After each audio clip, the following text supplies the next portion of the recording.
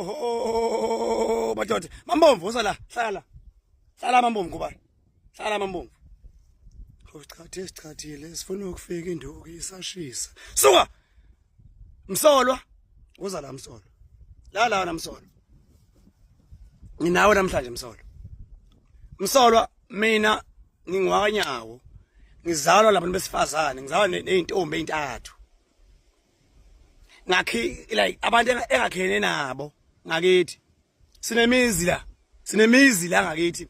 Hayi only ngakithi. Umhlaba wonke lo ophethwe ngabantu besifazane, ophethwe izingane, hey, zamantombazane ezinye zazo ezathola abantwana at a very young age. Kodwa kusinemizi okulala kuyokudliwe because of those bantu besifazane okuthiwa so called baluze ivalue. Abanye babo bathola abantwana amaqede amadoda shona. Abanye babo bahlwengulwa ukuze babe nezingane. And there's someone othi they lost their value. How? And sinabantu besilisa la. Nabantu besifazana la. Abasapota udoti. Bashaya izandla. Benze ikipa. Kusapotwa umbhedo. Lala ngitshele mina. Nonsense remains nonsense. Even if it has been said by famous, well-known and rich people. Nonsense remains nonsense. Angikhathalekile ukuthi ena bangaki abasupporta umbhedo, but umbhedo remains umbhedo kumina.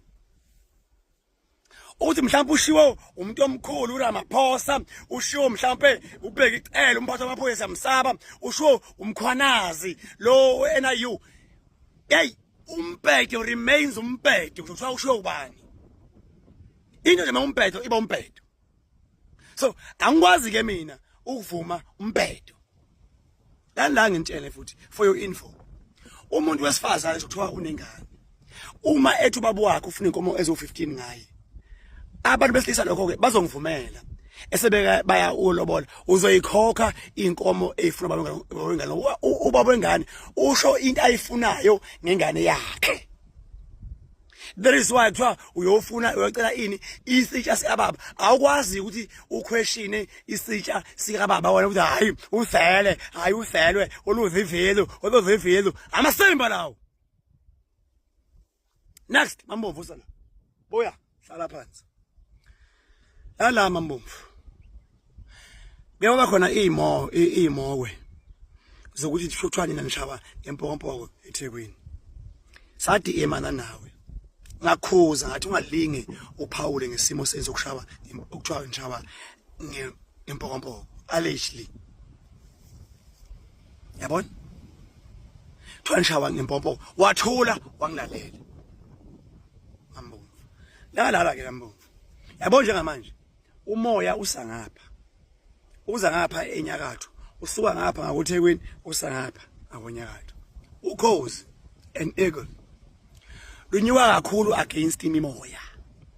Luhambela phezulu ukhozi Mambomvu makunemimoya. It rises higher. It rises up there. Hey, ubona kuncane kungaka.